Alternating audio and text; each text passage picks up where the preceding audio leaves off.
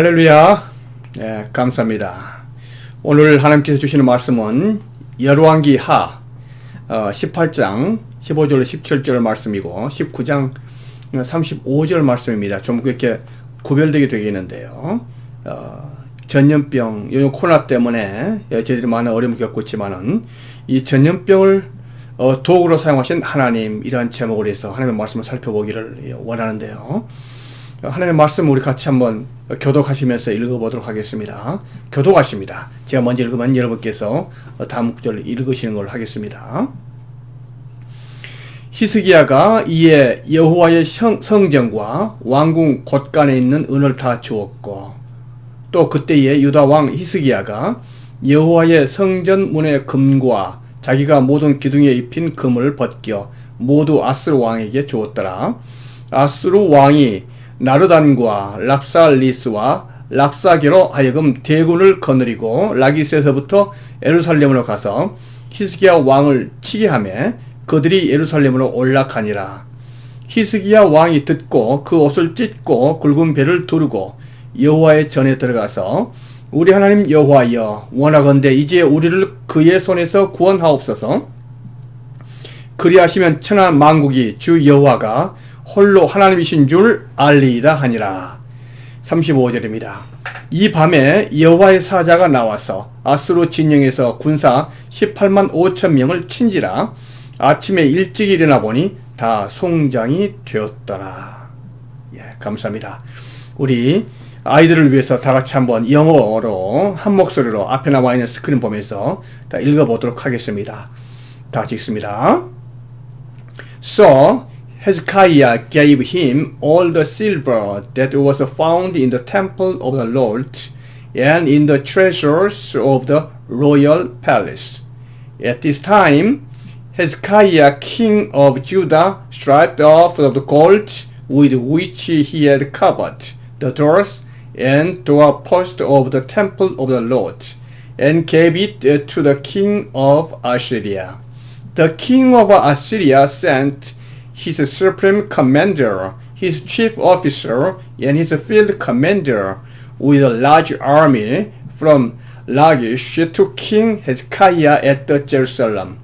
They came up to Jerusalem and stopped at the aqueduct of the upper pool on the road to the washerman's field. 19, verse 1. When King Hezekiah heard this, he tore his clothes and put on sackcloth and went into the temple of the Lord.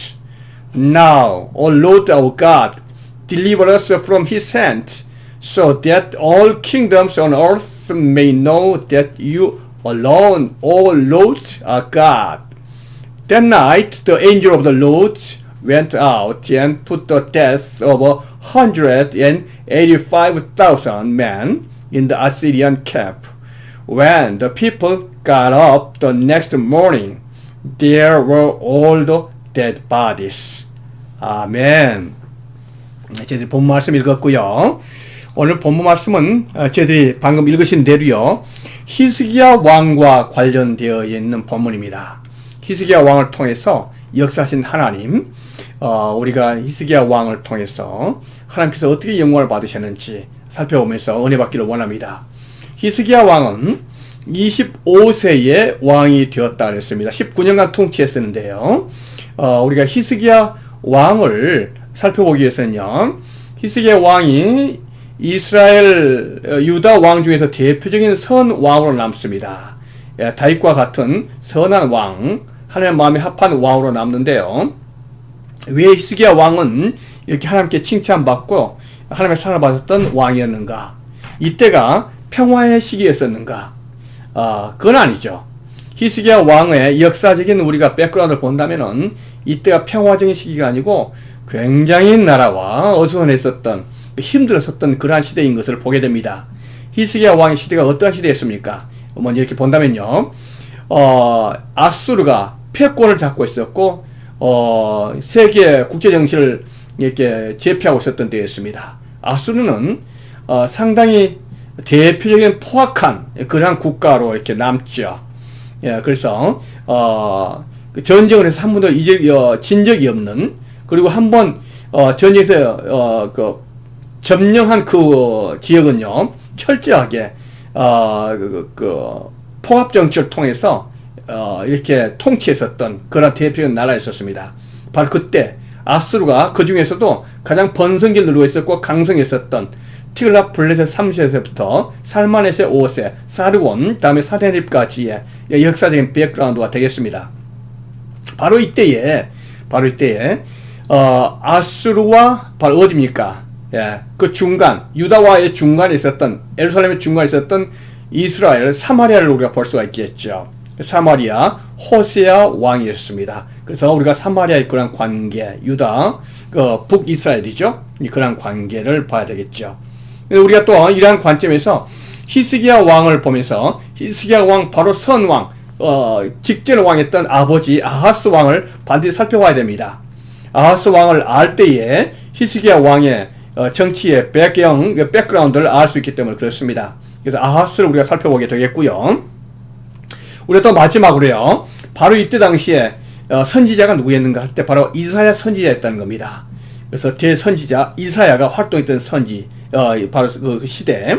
그렇기 때문에 히스기야가 선왕으로 남는 것은 히스기야 독립적인 그런 인간, 인물이라기보다도 이사야 선지자와의 그런, 코워크, 이랑, 동역적인 그런 관계가 있었다. 이사야 선지자의 조언과 이사야 선지자의 기도가 있었기 때문에 히스기야 왕이, 하나님 앞에서 선왕으로 남을 수 있는 기회가 됐었다. 우리가 또 그걸 볼 수가 있겠습니다. 그렇다면 먼저 우리가, 바로 티글랏 블레셋 3세, 아수르가 이제 강한 나라로 진입하게 된 그 계기가 됐었던, 바로 티글랏 블레셋 3세 때에, 이스라엘에서는요, 베가가, 쿠데타를 일으켰습니다. 혁명을 일으켜가지고는 무나임 왕조를 뒤집어 엎고, 베가가 왕이 되었습니다. 우리가 북이스라엘 본다면은, 참 그 나라가 저도 나라인가 할 정도로, 이스라엘이라는 이름이 무색할 정도로 형편없는 그런 관계, 그런, 참 상황이었던 것을 보게 됩니다. 그래서 아합 왕조가 여로보암 2세 때 가장 번성기를 누리고, 마지막 5번째 왕 스가랴 때, 이제 그 살룸이라는 사람이 반열을 일으켜서 왕이 되고, 살룸이 왕이 되지만은 한 달 만에 또 무너지고, 무나임이 반열을 일으키고, 무나임 다음에 부가히야가 반열을 일으키고, 그 다음에, 아니죠. 예, 무나임 다음에 부가히야는 무나임의 아들이었으니까, 베가가 반열을 일으켰습니다. 반역의 연속이었던 것을 보게 됩니다. 그래서, 나라가 굉장히 불안정한 그런 상황이었던 것을 보게 되고요. 바로 이때에 아하스가 왕이 되었었습니다. 예, 그런데 이 아하스 왕은 왕의 20세에 왕이 되었다 이렇게 말했었는데, 이 아하스 왕은 이렇게 보면요, 대표적인 잘못된 왕이었었습니다. 그래서 특히 아하스 왕이 잘못된 왕이었다는 것은 뭐냐면은 정치적으로, 종교적으로, 문화적으로 정말 아수르를 닮기 원하는 친아수르적인 그런 사람이었던 것을 보게 되거든요. 정치적으로 친아수르뿐만 아니라 종교적으로, 문화적으로 아예 아수르를 닮기 원했었던, 아수르화되기를 원했었던 그런 아하스 왕이었던 것을 보게 됩니다. 그래서 아하스는 아수르의 우상이었었던, 신이었었던 바알을 섬겼습니다. 하나님을 떠나고. 그래서 이 바알을 위해서 분향하고, 심지어 자기 아들들을 인신제사로 불에 태워서 바알에게 바치는, 정말로 상상할 수 없는 그런 악한 왕이었던 것을 보게 됩니다. 이렇게 해서 아하스가 근타에 칠 때에 하나님께서 아하스를 그대로 두시겠습니까? 이게 잘못된 왕인데. 그래서 하나님께서 이 아하스에게 어려운 상황을 겪게 만드시는 거죠. 그래서 하나님께서 아람 왕과 베가, 그러니까 이스라엘이죠. 북이스라엘이죠. 이 베가 왕에 의해서 어려움을 겪게 됩니다. 그래서 아람 왕, 다음에 베가 이스라엘 왕에 의해서 침공을 받아가지고 전쟁 가운데서 군인 12만 명이 죽고, 이스라엘 백성들 20만이 포로 잡혀가는 대참사가 벌어지게 된 거 아니겠습니까? 그렇게 해서 아하스 왕 때 큰 어려움을 겪게 됩니다. 그런데 이 아하스가 이런 어려움을 겪으면서 문제 해결책을 어떻게 하냐면 하나님께 기도하면서 하나님께 돌아와야 되는데 그게 아니다 이 말이죠. 그래서 아하스 왕은 이 일을 어떻게 처리하냐면은 그 아수르 왕 티글랏 블레셋에게 원군을 요청합니다. 그렇게 해서 아람 왕과 이스라엘 왕을 쳐달라고 말한 거죠. 그러면서 조공을 갖다 바치는 거예요. 그래서 그의 왕궁에 있었던 모든 금을 다 갖다 주는 거죠. 그렇게 해서 티글랏 블레셋에 갖다 주면서 티글랏 블레셋의 도움을 받기는 맞습니다. 이때 바로 티글랏 블레셋이 아람을 점령합니다. 다메섹을 점령하는 거죠. 아람이 이때 망한 겁니다. 그래서 아람이 망하고 다음에 그 사마리아까지 쳐들어와서 사마리아 갈릴리 쪽까지 점령당하는 이렇게 해서 티글랏 블레셋이 쳐들어와서 큰 어려움이 겪게 되는 거죠. 물론 아하스 왕으로 본다면은 그게 문제 해결책이라 볼 수 있지만 이게 문제 해결책은 아니죠. 다음에 아수르 왕이 쳐들어오게 되는 거 아니겠습니까? 자, 이렇게 하는데 이 아하스 왕이 이러한 원군의 구조를 넘어서서 아하스 왕은요 정말 친아수르였었어요. 뼛속 깊이. 그래서 어떻게 말하냐면은 이 티글랏 블레셋을 만나기 위해서 이제 다메섹을 가는데 이 다메섹 가서 보니까 아수르에서 섬기고 있는 이 바알들에 대한 제단이 있는 것을 발견하게 됐죠. 그래서 그 제단에 대한 양식과 제도 같은 걸 다 그림을 그려가지고 예루살렘을 가지고 와서는 예루살렘 솔로몬 성전 말고 바로 바알 신을 섬겼었던 이 성전을 갖다 만드는 거예요. 그래서 바알 성전을 만들고 거기에 바알 신을 갖다 놓고 거기에서 우상 숭배를 하는 아하스는 정말 이렇게 잘못된 이런 왕이었던 것을 우리가 보게 됩니다. 그래서 그 아하스 왕의 바로 이러한 상황 속에서 이 히스기야 왕의 구주가 이루어지게 된 거 아니겠습니까? 그래서 바로 히스기야가 이러한 상황 속에서 왕이 되는 거예요. 25세에 왕이 되어서 29년간을 통치하는데 참 어려운 시기였던 것을 보게 됩니다. 이런 긴장관계, 국제적인 극한 긴장관계 속에서 왕이 되었던 히스기야. 이 문제를 어떻게 해결하겠습니까? 아수르라는 강력한 나라의 패권, 앞으로 아수르의 서진 정책에 의해서 남진 정책에 의해서 이제 예루살렘은 망할 수밖에 없을 겁니다. 전쟁이 일어날 수밖에 없을 겁니다. 극박한 상황. 이러한 상황 속에서 이 히스기야는 이 문제를 어떻게 처리를 하고 어떻게 해결해야 될까? 우리가 오늘 이런 관계 속에서 히스기야를 살펴보면서 하나님 앞에 우리는 만약에 히스기야 있을 경우에 문제를 어떻게 해결을 해야 될까? 한번 생각해보는 시간 갖도록 하겠습니다. 이렇게 해서 아수르와 북왕국과의 관계 속에서 히스기야는요 성경 말씀에서 이렇게 말하고 있습니다. 역대하 29장 3절입니다. 첫째 해 첫째 달에 여호와의 전 문들을 열고 수리하고 이렇게 말했어요. 첫째 해 첫째 달이라는 게 뭘 의미합니까? 히스기야가 왕이 된 지 바로 그 첫 해 원년이라고 볼 수 있죠. 그 첫째 달 이렇게 말했어요. 가장 중요한 시기 아니겠습니까? 왕위를 25세에 왕이 됐잖아요. 왕이 되고 나서 바로 그때에 바로 그 달 첫 번째 달에 뭘 하겠습니까? 가장 중요한 왕이 되기 전에 내가 왕이 된다면 이런 일을 하리라. 정말 25살까지 그 훈련을 받으면서 또 기다리면서 바로 그걸 하고 싶었던 그거 아니겠습니까? 히스기야는 왕이 되자마자 그가 하고 싶었던 일은 뭐냐면은 종교 계획이었습니다. 하나님 앞에서 올바로 쓴 종교 계획, 하나님 앞에 돌아가는 종교 계획이 있었어요. 첫 번째 단계가 뭐냐면 성전을 청결하게 하는 거예요. 솔로몬 성전이죠. 그래서 하나님의 전 문들을 다 열고 수리했다 이렇게 했습니다. 그리고 그동안에 소외됐었고 어디 간지도 몰랐었던 제사장들과 레위 사람들을 다 불러 모은 거예요. 이렇게 해서 성전을 갖다가 회복시키는 이러한 일을 하게 된 걸 보게 됩니다. 지금 그의 아버지 아하스 왕 때 이 성전이 완전히 피폐됐잖아요. 돌보지도 않고 오히려 아하스 왕은 솔로몬의 성전보다도 그가 세웠었던 바로 바알 신전을 갖다 더 중요하게 여겼었던 바로 그런 거 아니겠습니까? 근데 히스기야는 이제 그의 선조 다윗에게로, 솔로몬에게로 돌아온 거죠. 종교 개혁이고 성전을 정결하게 했었다, 이렇게 말했습니다. 우리가 한 가지 살펴봐야 될 것은요, 뭐냐면은 히스기야 왕이 어떻게 해서 첫째 해 첫째 달에 이 중요한 시기에 가장 먼저 이러한 종교 계획이라는 것을 생각하게 됐을까 할 때, 우리는 히스기야의 그 마음, 히스기야의 역사관을 살펴볼 필요가 있습니다. 이 역사관이라는 것은 뭐냐면은 그가 보는 민족관, 그가 보는 역사관, 왜 우리 민족이 이렇게 힘들게 되는가, 국제관계 속에서. 지금 북쪽에서는 아수가 쳐들어오고 또 아람과 북이스라엘이 계속 쳐들어오는 정말로 전쟁의 소용돌이 속에서 우리 민족이 너무나 어려움을 겪고 있는데, 이러한 이유가 왜 그러는 것인가? 이게 역사관 아니겠습니까? 그 이유를 알아야죠. 이유를 알아야지 해결책도 나온 거 아니겠습니까? 이 어려움이 왜 생기는 것인가? 히스기야는 분명히 알았습니다. 이 어려움은 하나님께서 주신 것이라고 그랬어요. 그렇다면 하나님께서 여호와께서 유다와 예루살렘에 진노하시고 버리사 하려는데, 하나님께서 이 유다와 예루살렘을 버리신 이유가 뭐냐? 이걸 알아야 되지 않겠어요?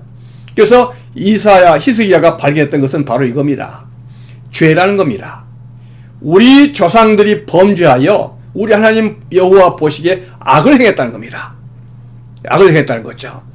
남왕국 북왕국이 분열되고 나서, 북왕국은 지금까지 정말 선한 왕이 한 명도 없잖아요. 모두 다 우상 숭배자들이 있었고 하나님을 떠났었던 왕이 있었고, 남왕국도 정말 선한 왕을 손에 꼽을 정도로 거의 대부분 악한 왕들 아니겠습니까? 특별히 히스기야의 바로 선한 왕이었던 아버지 아하스 왕은 얼마나 나쁜 왕이었습니까? 하나님을 완전히 떠날 뿐만 아니라 하나님을 떠나고 바알을 숭배했었던, 아예 바알을 위해서 제단까지 만들었었던 이 아하스 왕 아니겠어요? 심지어 이 바알에게 숭배하기 위해서 자기 자식을 번제물로 인신제사로 드렸었던 이 아하스 왕 아니겠습니까? 이 죄들로 말미암아 우리 민족이, 우리 백성이 이런 어려움을 겪고 있다. 히스기야는 그걸 알고 있습니다. 그렇다면 이 문제를 해결하고 이런 역사 순환의 안 좋은 고리를 끊지 않으면 정말 안 된다는 것을 알고 히스기야는 바로 이 죄의 문제를 해결한 거죠. 하나님과의 관계 속에서.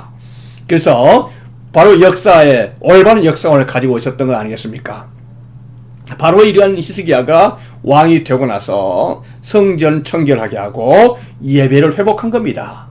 그래서 지금까지 정말로 하나님께 예배를 소홀히 하고 번제를 소홀히 하고 이랬었던 아버지를 떠나서 올바른 그 하나님과의 관계로 들어간 걸 보게 됩니다. 히스기야가 정말 다윗 왕처럼 하나님 앞에서 올바른 사람이 되고자 했었던 히스기야 왕의 모습을 우리가 보게 되는 것이죠. 그래서 히스기야가 여호와께 보시기에 정직히 행했다 그랬습니다. 그래서 산당들을 제거하고, 솔로몬 성전이 있었음에도 불구하고 아직까지 옛날에 두었었던 그 산당을 그대로 두는 거예요. 그런데 산당이 좋은 용도가 아니고 거기서 우상을 숭배하는 거예요.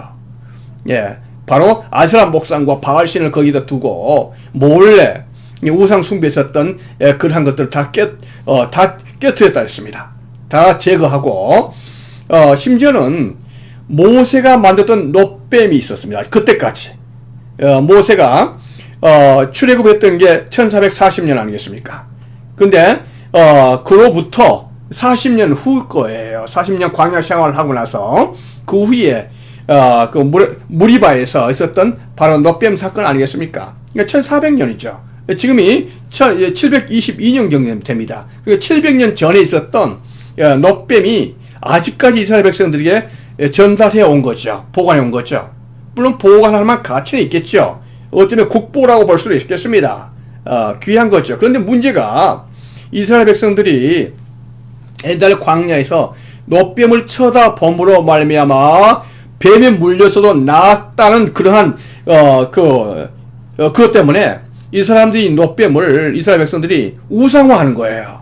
그래서 아프면 하나님께 기도하기보다는 이 놋뱀을 쳐다보려고 하는 거고, 이 놋뱀이 어느 순간에 우상으로 변한 겁니다. 우상으로. 놋뱀에 어떤 영향력이 있었습니까? 그건 아니잖아요.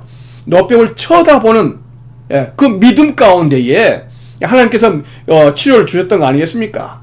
그래서 이 놋뱀이 우상화될 때 히스기야가 이 놋뱀 700년간 내려왔던 이 국보를 갖다가 깨트려 버린 거예요. 이걸 부숴버렸다 했습니다.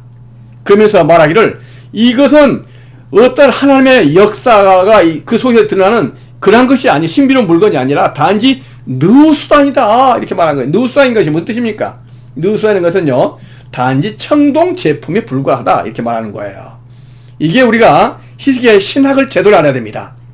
히스기야의 신학을 제대로 모른다면은 많은 사람들이 이 놋뱀에서 어떤 신비로운 힘이 나온 것처럼 분명히 생각한단 말이죠. 그래서 확신과 이 신앙이 없다면은 이 놋뱀 앞에서 꼼짝없이 우상화 될 수밖에 없습니다. 그러나 히스기야는 이 놋뱀을 과감하게 깨뜨릴 수 있는 그 믿음이 있는 거예요. 신앙이. 그 신학이 있는 거죠. 그러면서 이거는 어떤 신비로운 물건이 아니라 누수단이다. 단지 청동 제품에 불과하다. 이렇게 말한 겁니다. 그래서 이 놋뱀을 깨뜨렸을 뿐만 아니라 정말 하나님 앞에서 올바로 참 가는 신학을 정비하는 이 히스기야의 올바른 그 신앙의 사람을 보게 됩니다. 그래서 히스기야는 그의 전후 유다 왕 중에 그러한 자가 없었다 했습니다. 그가 여호와께 연합하여 그에게서 떠나지 아니하고 하나님께 떠나지 아니하고 여호와께서 모세에게 명령하신 계명을 다 지켰다 이렇게 했습니다. 신앙의 사람이죠. 신앙의 사람이죠. 히스기야는요. 뿐만 아니라 히스기야는요. 이렇게 말하고 있습니다. 우리 잠언 25장 1절을 본다면 이런 말을 했습니다. 이것도 솔로몬의 잠언이요 유다 왕 히스기야의 신하들이 편집한 것이니라 이렇게 기록되어 있죠. 이게 무슨 뜻입니까? 잠언을 보면요, 잠언 다 해서 31장까지 있죠. 그런데 25장부터 26장까지는 솔로몬의 잠언집 2인데요 히스기야 왕이 편집했다 이렇게 말하고 있어요. 그러니까 잠언 중에서도 25장부터 26장까지는 그때 없었던 거예요. 없어가지고 단지 솔로몬이 기록한 잠언이지만은 히스기야 왕이 잘 이렇게 모아가지고 이걸 갖다가 잠언 속에 다시 이렇게 넣는, 히스기야 왕이 편집하는, 그래서 백성들이 솔로몬의 잠언집을 읽을 수 있도록, 그래서 참 말씀의 사람 히스기야인 것을 우리가 보게 됩니다. 이러한 바로 히스기야가 하나님의 사람이었다 이러한 말을 듣는 것은 이상하지 않죠. 그래서 히스기야 내용들은요 참 우리가 참 본받고 싶은 그러한 내용들 많습니다. 열왕기하 18장 5절 6절 7절 보면 이렇게 나와 있죠. 히스기야가 이스라엘 하나님 여호와를 의지하였는데 그의 전후 유다 여러 왕 중에 그러한 자가 없었으니 곧 그가 여호와께 연합하여 그에게서 떠나지 아니하고 여호와께서 모세에게 명령하신 계명을 지켰더라. 여호와께서 그와 함께 하심에 어디로 가든지 형통하였더라 했어요. 하나님만을 의지했었던 이 히스기야 왕이었던 것을 보게 됩니다. 그래서 신앙의 사람, 하나님의 사람 히스기야입니다. 자, 이렇게 하는데, 그런데요 히스기야 왕이 신앙의 사람이지만 또 국방에 있어서도 철저히 대비했던 것을 보게 됩니다. 우리가 예루살렘에 간다면은 히스기야 터널을 볼 수 있습니다. 지금도 발굴이 돼가지고 공개되고 있죠. 히스기야 터널은 지하 터널입니다. 그래서 이 기온샘에서부터 지하 터널을 뚫어가지고 실로암까지 연결하는 거죠. 실로암까지 연결하는데, 만약에 아수르가 쳐들어온다면은 제일 먼저 가장 어려운 게 물이라고 생각해서 히스기야 왕이 이 수로를 내는데 지하로 뚫은 거예요. 지하로. 그런데 지하로 우리가 일직선으로 뚫은 게 아니고 이때 당시에 굴곡지게 이렇게 하면서 정확하게 이렇게 갈 수 있도록 하는 거 쉬운 일이 아니잖아요. 근데 이때 당시에 이 물은요, 이 터널은 양쪽에서 이렇게 뚫었다고 그래요. 그렇기 때문에 양쪽에서 뚫는 것은 더 어려운 공법 아니겠습니까? 왜냐면 정확하게 중간에 딱 만나야 되잖아요. 근데 이게 쉽지가 않죠. 이때가 BC 700년도니까 얼마나 오래된 일입니까? 그런데 히스기야는요 그 일을 해낸 겁니다. 이렇게 볼 때 이렇게 두 사람 정도 옆으로 가고 위에는 이 정도 높이 정도 된 거 아니겠습니까? 상당히 큰 터널이에요. 이렇게 해서 긴 터널을 이렇게 뚫었다 했습니다. 이렇게 보면은 이게 묘가 아니고 어떤 비석이 이렇게 발견되는데 말이죠. 기념비에 이러한 내용이 있습니다. 3규빗 1.5, 3m 정도 남았을 때 반대편에서 상대방을 부르는 소리가 들렸다 그랬습니다. 그러니까 양쪽에서 이렇게 뚫어오잖아요. 그래서 터널이 다 뚫렸을 때 딱 만난 관에서 중간에서 동료들이 얼싸안고 도끼를 서로 부딪혔다. 물은 샘으로부터 약 525m를 흘러나왔다 그랬습니다. 500m 정도를 갖다가 지하로 이렇게 뚫었다 이렇게 말한 거 아니겠습니까? 그래서 이때 당시에 뚫어졌던 이 히스기야 터널이 지금도 이렇게 발굴돼 가지고는 사람들에게 공개되고 있습니다. 그러니까 히스기야는 신앙의 사람이지만 또 국방과 여러 가지 도리들을 잘 이렇게 했었던 히스기야의 모습인 것을 보게 됐죠. 이러한 상황 속에서 히스기야는 어려움을 당하게 됩니다. 그 어려움이 뭐냐면은 아수르가 티글라블레셋에서 이제 살만에셀 5세로 넘어갑니다. 살만에셀 때 그의 아들 티글라블레셋 아들이죠. 살만에셀 때에 이 살만에셀이 드디어 이 사마리아를 쳐들어온 거 아니겠습니까? 이스라엘 쳐들어와서 이 이스라엘을 멸망시키는 거예요. 그때가 히스기야 왕 4년에 쳐들어온 겁니다. 그렇게 해서 3년간을 갖다가 공성전을 해서 마침내 사마리아를 멸망시켰다고 이렇게 말하고 있습니다. 사마리아가 강력한 아수르의 침공 속에서 사마리아 성에서 3년을 버텼다는 것은 대단한 거 아니겠습니까? 그만큼 사마리아가 또 힘이 있었다는 겁니다. 사마리아 수도 아니겠습니까? 북왕국의 수도죠.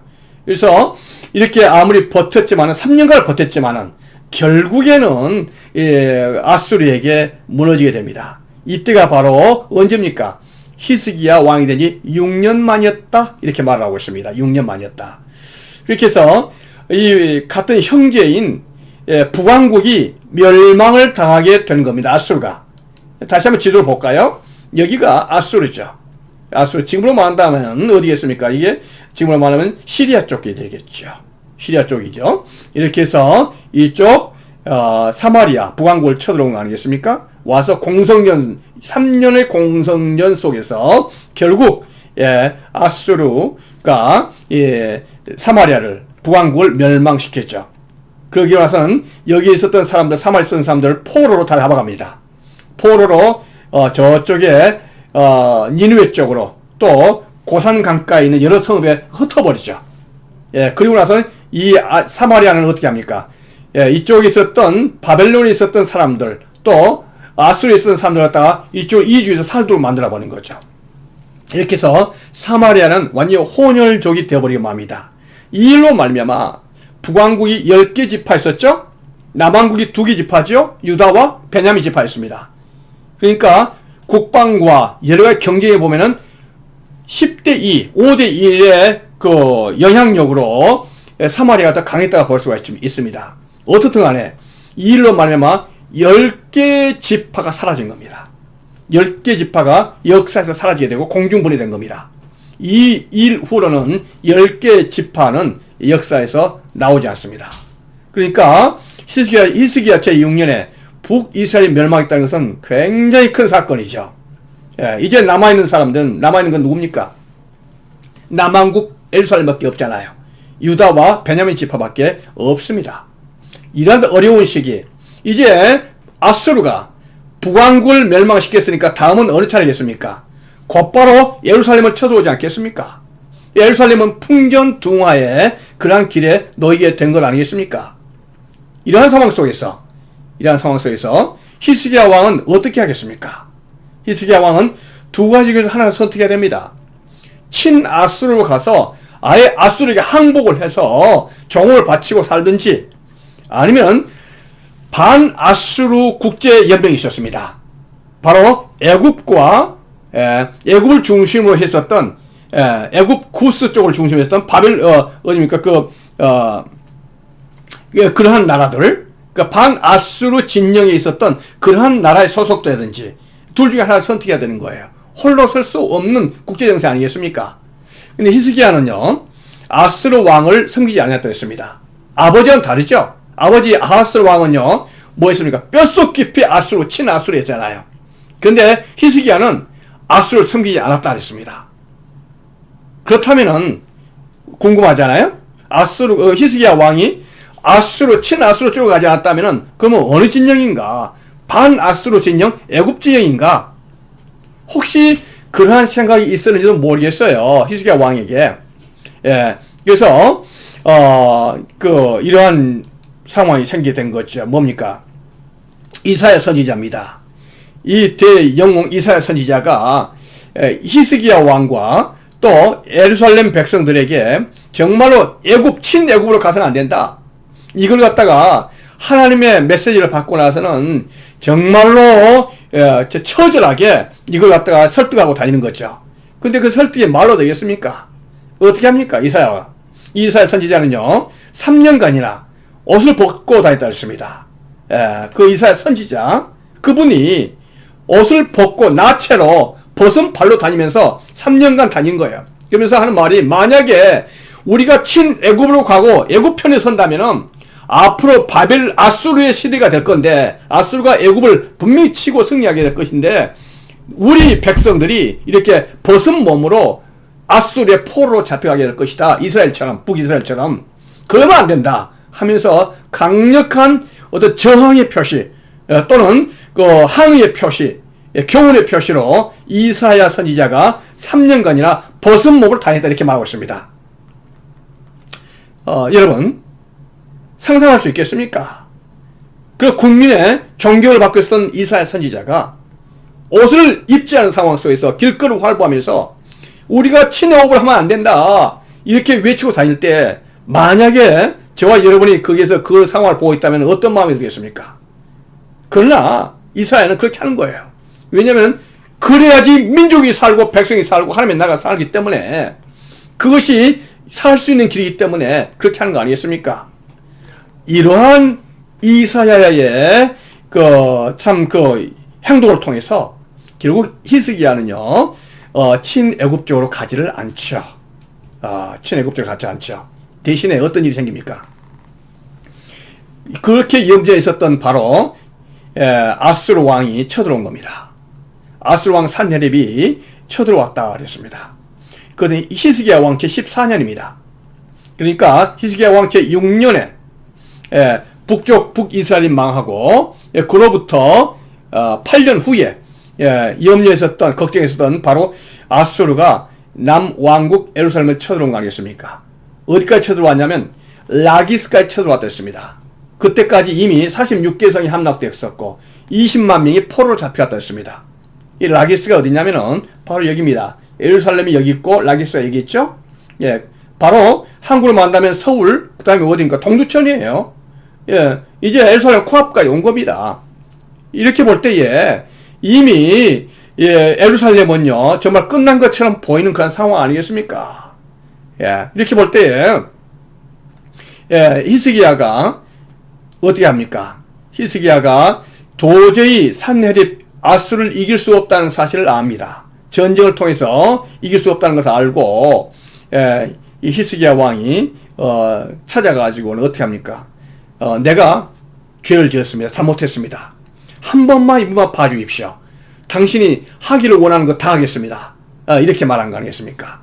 그래서 아수르 왕 산헤립이 은 300달란트, 금 30달란트를 갖다가 종으로 바치라 이렇게 말한 거 아니겠습니까? 금 30달란트. 이거는요 1달란트가 36kg이니까 1000kg이 넘는 거금 이거 아니겠습니까? 또 은 300달란트 하면은 은과 금을 합치면요 굉장히 큰 액수 아니겠습니까? 이렇게 하니까 히스기야 왕이 이게 갚아야 되잖아요. 이 돈 줘야 되잖아요. 그래가지고는 히스기야가 하나님의 성전에 그리고 왕궁 곳간에 있는 모든 금을 다 이렇게 모아가지고는 산헤립에게 갖다 바칩니다. 잠깐의 위기를 피하기는 하죠. 그런데 이게 웬일입니까? 산헤립이 이것만 조금만 꿀꺽 삼키고 다른 마음을 품은 거 아니겠습니까? 산헤립이 2차 침공이 시작됩니다. 그래서 랍삭이라는 사람을 동원해서 대군을 보냈다 했습니다. 대군. 아예 예루살렘을 갖다가 이참에 점령시켜야 되겠다 생각했던 거죠. 그래서 랍삭을 동원해서 이제 예루살렘을 포위한 겁니다. 예루살렘이 이제 풍전등화 가운데 있는 거 아니겠습니까? 이제 예루살렘이 할 수 있는 일은요 없는 거죠. 군사적으로 할 수 있는 일은 아무것도 없습니다. 뭘 통해서 알 수 있습니까? 이스라엘, 북이스라엘이 망했잖아요. 북이스라엘이 어떤 나라입니까? 남유다, 예루살렘보다도 5배 이상의 국방력과 경제를 가지고 있었던 그런 나라였습니다. 예, 물론 3년간이나 버텨서 결국 망했지만은, 예, 그런데 남유다, 예루살렘이 이 아수르 왕에게 저항을 한다고요? 안 되죠. 이거는 이미 끝난 게임입니다. 그래서 아무것도 할 수 없을 때, 그러나 단 한 가지 할 수 있는 게 있었습니다. 뭡니까? 히스기야 왕이 그 옷을 찢고 굵은 배를 두르고 하나님의 전에 들어가서 기도한 겁니다. 하나님 살려주십시오. 하나님밖에 없습니다. 두 손 들고 기도하는 길밖에 없습니다. 간절히 기도하는데 감사하게도 히스기야 혼자가 아니잖아요. 누가 있습니까? 이사야 선지자가 바로 히스기야 왕 때 선지자 아니겠습니까? 그래서 히스기야와 이사야 선지자의 공동 기도, 이 기도를 통해서 하나님께 간절히 기도할 때 하나님의 역사가 일어난 거 아니겠습니까? 사람의 힘으로는 아수를 이길 수 없습니다. 이제 예루살렘은 끝난 겁니다. 그러나 히스기야 왕과 이사야 선지자의 그 기도가 하나님께서 역사하는 통로가 될 줄로 믿습니다. 히스기야 왕의 기도 제목을 보면 이겁니다. 위기에 처한 히스기야 왕은요, 하나님, 우리를 살려주십시오. 우리를 구원하여 주십시오. 천하 만국에 하나님께서만이 하나님이신 줄 믿습니다. 그 하나님께서 우리를 이길 수 있는 유일한 통로입니다. 우리를 살려주십시오. 이 기도한 겁니다. 이 기도를 통해서 우리는 누구의 마음을 알 수 있습니까? 모세의 마음을 알 수 있잖아요. 모세가 어떻게 애굽과 저항을 해서 이길 수 있겠습니까? 대제국 애굽 아니겠습니까? 세계 패권국가 아니겠습니까? 예, 그런데 그 애국과 저항을, 애국과 대결을 할 수 있다고요? 안 되죠. 그런데 하나님께서 함께 하심으로 그 애국 우리가 이긴 줄 믿습니다. 하나님께서. 예, 이번에는 이 히스기야가 하나님께서 하나님이십니다. 천지를 창조하신 창조주 하나님이십니다. 그 하나님께서 함께 하실 때에 우리가 저 아수르 군대에서 이길 수 있을 줄로 믿습니다. 바로 그 믿음, 예, 이 믿음과 이 기도를 하나님께서 받으신 줄로 믿습니다. 어떤 일이 생길 수 있겠습니까? 과연 이러한 기도가 효과를 낼 수 있을까요? 그런데 놀라운 일이 생겼습니다. 예, 놀라운 일이. 그것은 열왕기 하 19장 35절에 이렇게 기록되어 있습니다. 이 밤에 여호와의 사자가 나와서 아수르 진영에서 군사 18만 5천 명을 친지라. 아침에 일찍 일어나 보니 다 송장이 되었다라 이렇게 기록하고 있어요. 성경 간단하게 여호와의 사자가 나와서 아수르 진영에서 18만 5천 명을 쳤다 했습니다. 이 18만 5천 명이 하룻밤에 다 죽은 거예요. 몰수한 거 아니었습니까? 놀라운 일이 생긴 거죠. 지금까지 한 번도 전쟁에서 져본 적이 없는 아수르 군대에 있었습니다. 그러나 이 아수르 군대가 이 아수르 군대가 이 한밤에 18만 5천 명이나 몰수하는 놀라운 역사라는 걸 보게 되는 거죠. 이 일로 말미암아 산헤립은요, 니느웨로 갑니다. 돌아갑니다. 철분하는 거죠. 그래서 니느웨로 가가지고 나서는 그의 아들들의 손에 의해서 처참하게 죽습니다. 이렇게 해서 아수르가 큰 변화의 곡선을 걸으면서 이제 거의 끝나가게 되는 이 일로 말미암아 이렇게 된 것을 볼 때에 이 사건은 굉장히 놀라운 사건입니다. 한 제국 아수르가 끝나는 사건이라고 볼 수 있죠. 아수르 군대 18만 5천 명이 죽은 거죠. 그런데 우리가 성경에서는 간단하게 열왕기 하 19장 35절에 여호와의 사자가 나와서 18만 5천 명을 친지라 했지만요, 어떤 일일까요? 전쟁을 통하던 거 아니잖아요. 이스라엘 백성들이, 이스라엘 군대가 감히 전쟁을 할 수도 없는 그런 상황입니다. 우리가 다른 역사적인 고고학적 증거를 이렇게 한번 보도록 하겠습니다. 이 앞에 보이는 이게 뭐냐면요, 테일러 프리즘이라는 게 있습니다. 1830년대 이라크 니누에서 발견된 테일러라는 사람에서 고고학자에서 발견됐습니다. 이거는 다 쇠기 문자로 기록되어 있는데 이게 비문입니다. 여기에 보면은 해석을 할 때 이러한 내용들이 있습니다. 히스기야는 사내립을 대항해 반란을 일으켰다. 이렇게 했습니다. 다음에 유다의 46개 도시가 진멸되었다. 라기스도 멸망되었다. 히스기야는 예루살렘에 포위되었다. 그는 산헤립의 호의를 얻기 위해 30달란트의 금을 종으로 바쳤다. 그런데 그 중요한 것은요, 다음에 예루살렘은 멸망당하지 않았고 아스 군대는 단 하나의 화살도 쏘지 않고 예루살렘을 떠났다. 이렇게 기록되어 있습니다. 그러니까 전쟁을 하러 왔지만은 아수르가 전쟁을 하지 못하고 그냥 철군에 있었던 그 무언가의 이유가 있었다는 거죠. 뭘까요? 그 이유가 바로 하나님의 사자가 나와서 이 아수르 군대를 쳐서 18만 5천 명이 죽은 놀라운 사건을 현대 역사는 이렇게 기록을 하고 있는 거죠. 성경이 정확하다는 것을 입증하고 있는 거 아니겠습니까? 우리가 다른 고고학적인 문서를 볼 때요, 헤로도토스라는 유대 고대사를 썼었던 그 헬라 고고학자는, 역사학자는 이렇게 말하고 있습니다. 하룻밤에 수많은 쥐떼가 나타났다. 이렇게 했습니다. 그래서 아수르 군대에 무기들을 쪼아넣었다. 이렇게 말했거든요. 여기서 말하는 것은 헤로도토스는 많은 쥐떼가 아수르 군대 진영에 들어왔었다. 이렇게 말하고 있습니다. 쥐가, 그런데 폴 존스라는 사람은요, 유대인 역사를 쓴 사람이죠. 이 쥐가 그냥 온 게 아니고 페스트, 흑사병이죠. 이거를 전파했다는 거예요. 이거를. 다음에 요세푸스라는 유대 고대사 썼던 사람은요, 아수르군 전염병으로 인해서 큰 어려움을 겪었었고, 이 전염병으로 인해서 18만 5천 명이 죽었다. 이렇게 말하고 있습니다.